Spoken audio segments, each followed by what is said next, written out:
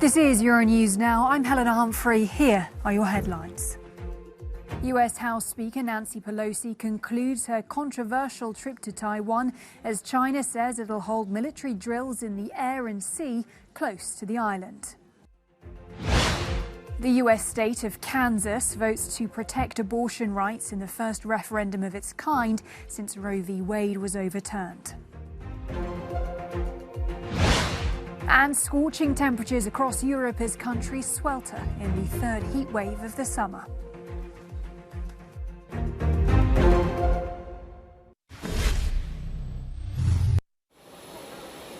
It was a visit that heightened tensions between the United States and China. US House Speaker Nancy Pelosi has left Taiwan after meeting with the president and other officials. China sees the self-governing island as part of its territory, but experts say it's not only Beijing that was troubled by the visit. What she's doing is stirring up troubles on a very, very sensitive issue, which is the Taiwan issue. And so I actually think that the visit of Nancy Pelosi has made things much worse. We should try to preserve the peace and calm in the Taiwan Straits. That's what all the Asian states want.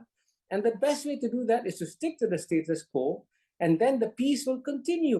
The speaker says her delegation was just showing its commitment to Taiwan. But Beijing staged multiple military exercises around the island ahead of her visit and says it will be conducting live fire exercises around Taiwan in the coming days, the largest since 1995.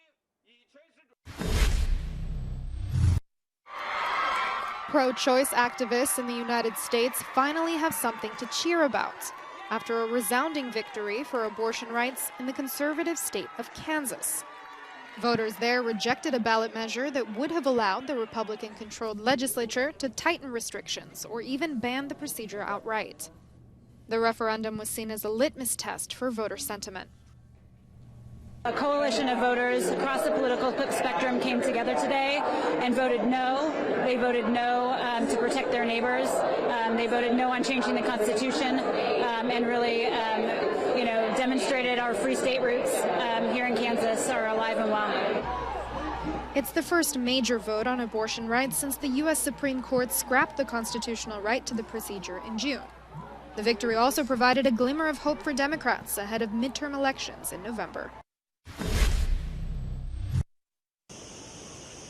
Europe's summer may be drawing to a close, but scorching temperatures continue to cause havoc across the continent. In Spain, extreme heat has left thousands dead. July was Spain's deadliest since 2015, with more than 2,000 excess deaths due to the heat.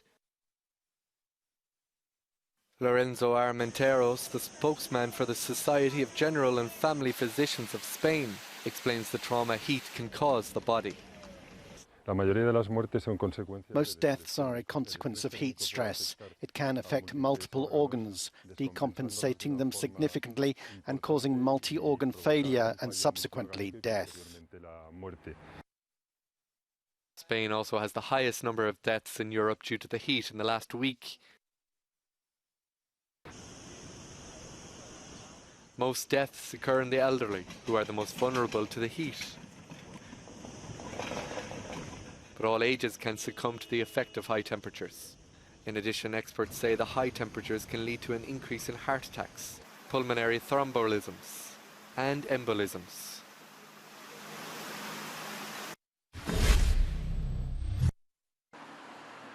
Supplies of electric heaters are fast running out in Germany as fears grow that cuts to Russian gas supplies will leave the public with no other solution for heating their homes.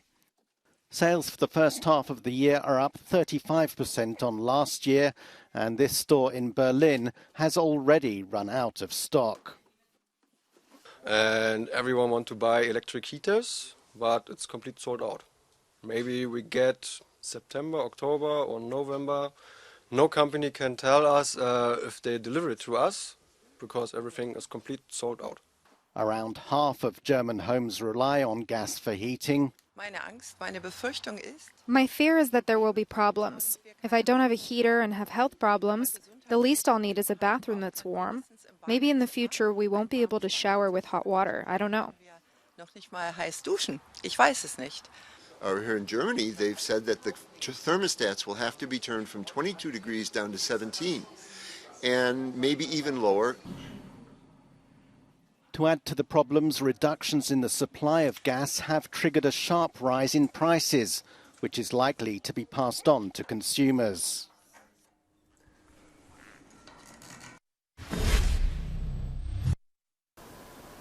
A California community wiped from the map after a wildfire ripped through the northern part of the state. Klamath River, a small town of about 200 residents near the border with Oregon, is unrecognizable. Most of the homes, businesses, and other buildings have been destroyed. 80-year-old Roger Derry, who spent half his life in Klamath River, was stunned by the scale of the damage.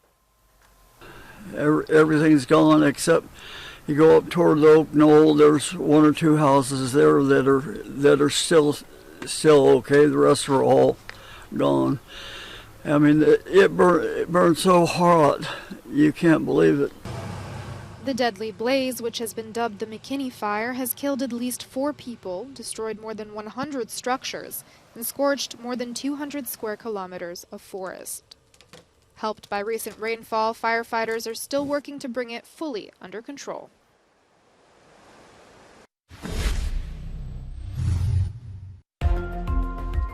German Chancellor Olaf Scholz has said his country's last 3 nuclear power stations may have to stay open because of the uncertainty over supplies of Russian gas. The nuclear plants had been due to close by the end of the year. Western sanctions over the war in Ukraine have made Germany's supplies from Russia vulnerable.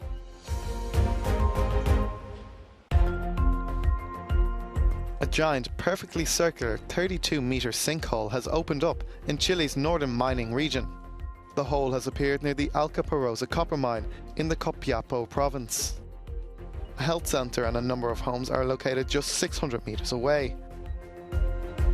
Experts are trying to find out what caused it and to reassure locals. Exactly 1 year ago, on August the 3rd, 2021, a massive fire caused the greatest environmental disaster in the history of Greece.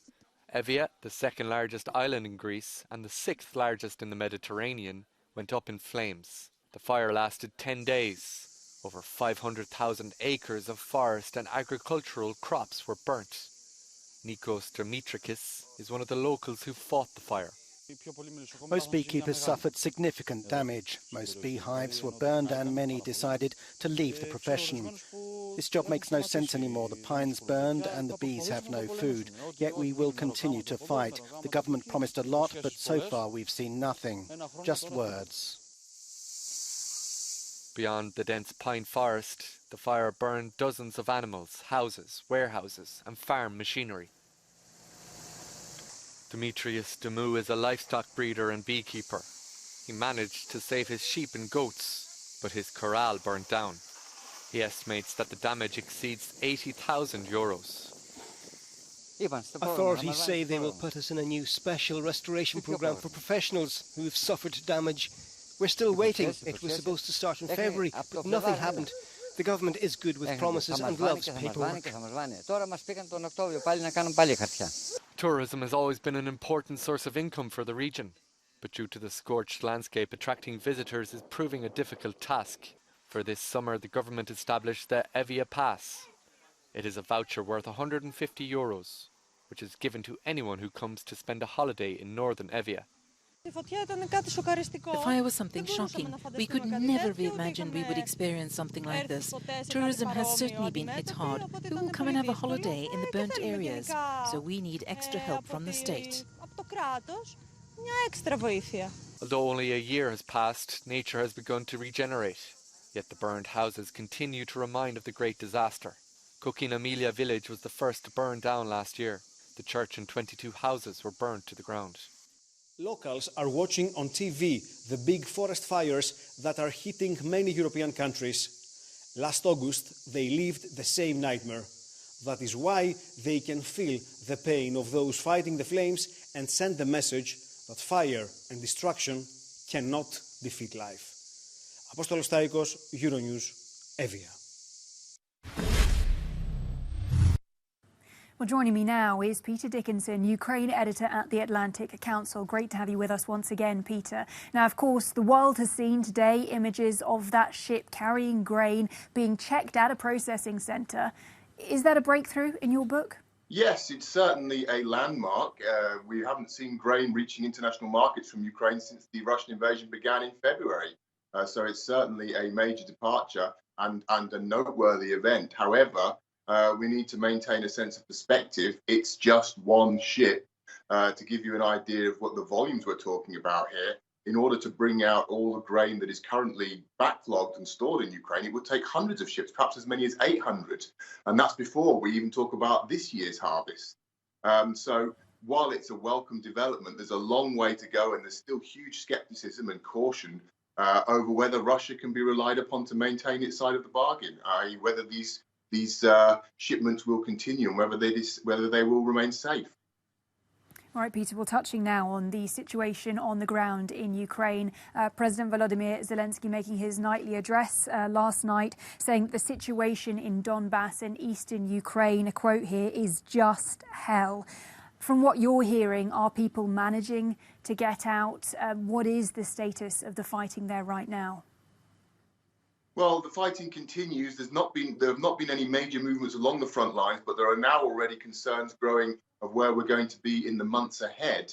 There are hundreds of thousands of people in the conflict zone, and there is effectively no amenities there: no electricity, no running water, no gas supplies, and no way of providing basic support for these people. So the Ukrainian government at the moment is actively trying to force them, or rather oblige them, to evacuate, to move them to areas where they can be cared for, with the view to protecting them in the months ahead when the weather finally turns and we get to a much colder time of the year, and it will be impossible to provide them with the basics to sustain life in the region. So taking a look now then at the situation in the south of the country, we know that the Ukrainian military has expressed some optimism about their ability to potentially retake Kherson, and I wonder if they do, what will that mean for this war? And, you know, how much will what happens there essentially shape the rest of this conflict?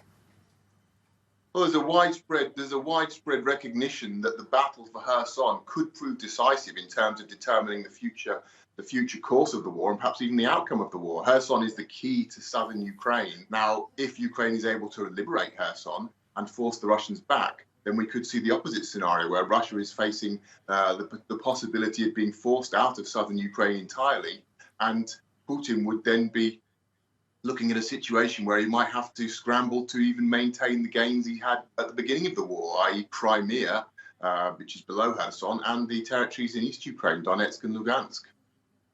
All right, the assessment there and analysis of Peter Dickinson, Ukraine editor at the Atlantic Council. Peter, great to hear your thoughts. Thank you. Al-Qaeda is once again back in the spotlight after the US killed its leader, Ayman alZawahiri, in a drone attack on Sunday. Now, the US State Department is warning Americans abroad to be vigilant in case of reprisal attacks. Zawahiri was killed in the Afghan capital, Kabul, and was one of the masterminds of the 9/11 attacks. And our international correspondent, Annalise Borges, has been tracking this story. We can bring her in now. Good to see you, Annalise. I know you've been looking into this operation and tracking developments closely. What more have you learned?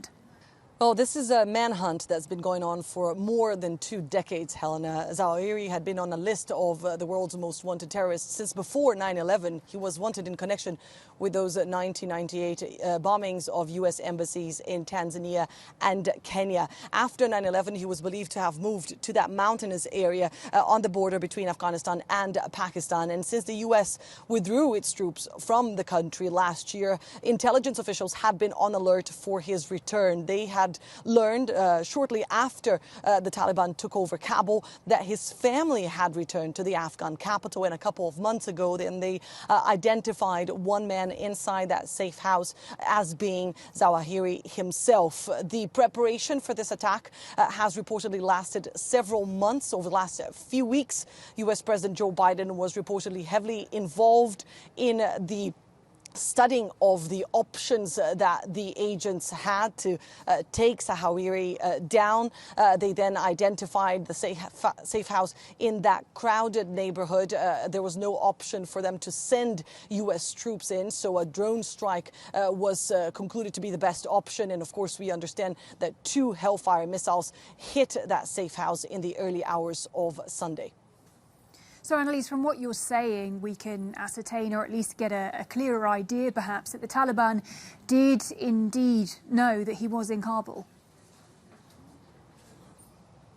Well, for the U.S., the Taliban was not only aware of alZawahiri's presence in the Afghan capital, they actually welcomed him there and were hiding that man inside the Afghan capital. And it's the safe house is actually key here because it's not only located at the heart of the Afghan capital, but it also belonged to an aide of some of top officials within the Taliban, more specifically one wing of the Taliban, the Haqqani network. So perhaps not all members of the Taliban were aware, but some members of the senior leadership of the group certainly knew that alZawahiri was in the Afghan capital. There are rumors circulating that he may have been a prisoner of the Taliban. Others are accusing the Taliban of being responsible for his death, having shared his location with U.S. officials. So this is certainly going to bring some problems for the Taliban now in control of Afghanistan. They have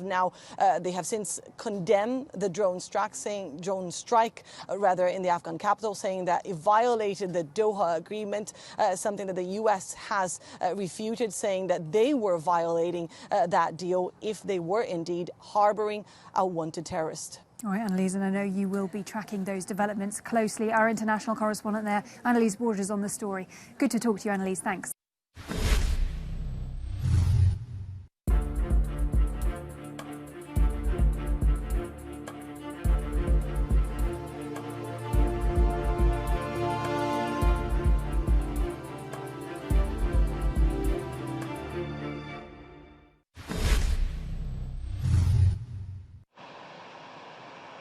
A disappointed Germany football squad has arrived back home in Frankfurt, saying it would take time to come to terms with their 2-1 extra-time defeat against England in the Euro 2022 tournament. We spent 51 days, we counted this morning, intensively together towards something, and then suddenly the final whistle blows, and then of course a lot falls away at once. Somehow it was very ambivalent feeling yesterday. Even in the night it was still a little bit strange. But now we're back in Germany again. Everything still needs a little time, but we're looking forward to going home. Because we're here, we can now feel what we've achieved in the last few weeks with this tournament. Thousands gathered to welcome them back. It was the first time the national team has lost in 7 final appearances.